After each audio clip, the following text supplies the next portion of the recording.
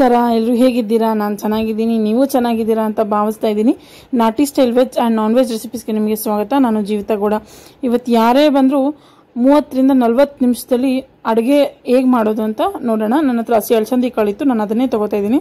ಒಂದು ಕುಕ್ಕರ್ ತೊಗೊಂಡು ಹಸಿ ಅಲಸಂದಿ ಕಾಳು ಮುಳುಗುವಷ್ಟು ನೀರು, ರುಚಿಗೆ ತಕ್ಕಷ್ಟು ಉಪ್ಪನ್ನ ಹಾಕಿ ಅದನ್ನು ಕೂಗ್ಸಕ್ಕೆ ಇಟ್ಕೋತೀನಿ. ಮತ್ತು ಮುದ್ದೆ ಪಾತ್ರೆ ತೊಗೊಂಡು ಅಷ್ಟು ನೀರು ಹಾಕೊಂಡು, ನನ್ನ ಹತ್ರ ಸ್ವಲ್ಪ ಅನ್ನ ಇತ್ತು, ಅದನ್ನು ಕೂಡ ಹಾಕಿ ಸ್ಟವ್ ಮೇಲೆ ಇಟ್ಕೋತಾ ಇದ್ದೀನಿ. ಕುಕ್ಕರ್ ತೊಗೊಂಡು ಒಂದು ಸ್ವಲ್ಪ ಅಕ್ಕಿ ಹಾಕ್ಕೊಂಡು ಚೆನ್ನಾಗಿ ತೊಳ್ಕೊಂಡು ಅದಕ್ಕೆ ಎಷ್ಟು ನೀರು ಬೇಕು ಅಷ್ಟು ನೀರು ಹಾಕಿ ಉಪ್ಪು ಹಾಕಿ ನಾನು ಇನ್ನೊಂದು ಸ್ಟವ್ ಮೇಲೆ ಇಟ್ಟು ಚೆನ್ನಾಗಿ ಕೂಗ್ಸ್ಕೊತೀನಿ. ಅಷ್ಟರಲ್ಲಿ ಅಲಸಂದಿ ಕಾಳು ಹೋಗಿರುತ್ತೆ. ಈಗ ಮಸಾಲೆ ರೆಡಿ ಮಾಡ್ಕೊಳ್ಳೋಣ. ಒಂದು ಬಟ್ಲು ತೊಗೊಂಡು ಈರುಳ್ಳಿ, ಟೊಮೆಟೊ, ಬೆಳ್ಳುಳ್ಳಿ, ಮೆಣಸಿನಕಾಯಿ, ಕೊತ್ತಂಬರಿ ಸೊಪ್ಪು, ಸ್ವಲ್ಪ ಚಕ್ಕೆ, ಲವಂಗ, ಒಂಚೂರು ಜೀರಿಗೆ ಹಾಕ್ಕೊಂಡು, ಕೈದೆಲೆ ಪುದೀನ ಹಾಕ್ಕೊಂಡು, ಒಂದು ಸ್ವಲ್ಪ 4-5 ಸ್ಪೂನ್ ಎಣ್ಣೆ ಹಾಕ್ಕೊಂಡು ಅದನ್ನು ಹುರ್ಕೊಳ್ಳೋಕ್ಕೆ ಸ್ಟವ್ ಮೇಲೆ ಇಟ್ಕೋಬೇಕು. ಅನ್ನ ಆಗಿದೆ. ಈಗ ಮುದ್ದೆ ಪಾತ್ರೆಯಲ್ಲಿ ಹಿಟ್ಟಿನ ರುಕ್ಕು ಬಂದಿದೆ. ಈಗ ಅದಕ್ಕೆ ಸ್ವಲ್ಪ ಹಸಿಟ್ಟು ಹಾಕ್ಕೊಂಡು ಚೆನ್ನಾಗಿ ಬೇಯಕ್ಕೆ ಬಿಡ್ತೀನಿ. ಐ ಹೋಪ್ ನನ್ನ ರೆಸಿಪೀಸ್ ಎಲ್ಲ ನಿಮ್ಗೆ ಇಷ್ಟ ಆಗ್ತಿದೆ ಅನ್ಕೋತಾ ಇದ್ದೀನಿ. ಇಷ್ಟ ಆದರೆ ಪ್ಲೀಸ್ ಸಬ್ಸ್ಕ್ರೈಬ್ ಮಾಡ್ಕೊಳ್ಳಿ, ನಿಮ್ಮ ಫ್ರೆಂಡ್ಸ್ ಆ್ಯಂಡ್ ಫ್ಯಾಮಿಲಿ ಜೊತೆ ಶೇರ್ ಮಾಡಿ. ವಿಡಿಯೋ ಇಷ್ಟ ಆದರೆ ಮಾತ್ರ ಲೈಕ್ ಮಾಡೋದನ್ನು ಮರಿಬೇಡಿ ಅಂತ ಹೇಳ್ತಾ, ನೆಕ್ಸ್ಟು ಮಸಾಲೆ ಚೆನ್ನಾಗಿ ಬೆಂದಿರುತ್ತೆ.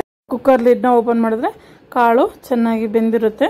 ಮತ್ತು ಇವಾಗ ಒಂದು ಮಿಕ್ಸಿ ಜಾರ್ ತೊಗೊಂಡು ತುರಿದಿಟ್ಕೊಂಡಿರೋ ಕೊಬ್ಬರಿ ಹಾಕ್ಕೊಂಡು, ಈಗ ನಾವು ಉರಿದಿಟ್ಕೊಂಡಿರ್ತೀವಲ್ಲ ಅದನ್ನು ಕೂಡ ಹಾಕೋಬೇಕು. ಸ್ವಲ್ಪ ಗಸಗಸೆಯನ್ನು ಕೂಡ ಹಾಕೋಬೇಕು.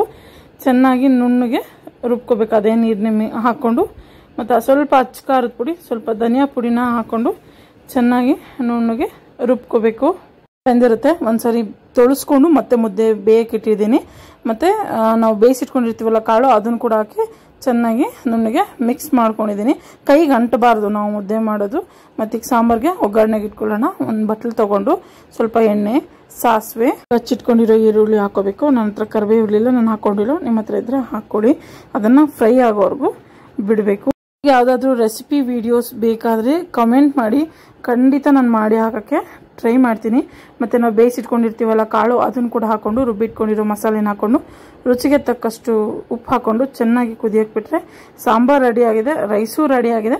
ಮುದ್ದೆ ಚೆನ್ನಾಗಿ ಇನ್ನೊಂದು ಸರಿ ತೊಳಸ್ಕೊಂಡು ಮುದ್ದೆ ಮಾಡ್ಕೋತಾ ಇದ್ದೀನಿ. ಅಳಸಾರೆ ಅಂತ ಏನಿಲ್ಲ, ನಿಮ್ಮ ಮನೇಲಿ ಯಾವುದಾದ್ರು ತರಕಾರಿ ಇದ್ರೂ ಕೂಡ ನಾವು ತರಕಾರಿನ ಹಾಕಿ ಮಾಡ್ಕೋಬೋದು. ನನ್ನ ಹತ್ರ ಅಲಸಂದಿ ಕಾಳು ಇತ್ತು ಅಂತ ನಾನು ಹಾಕಿ ಮಾಡಿದ್ದೀನಿ. ನಿಮ್ಗೆ ಇಷ್ಟ ಆಯಿತು ಅಂದ್ಕೊಂಡಿದ್ದೀನಿ. Thank you.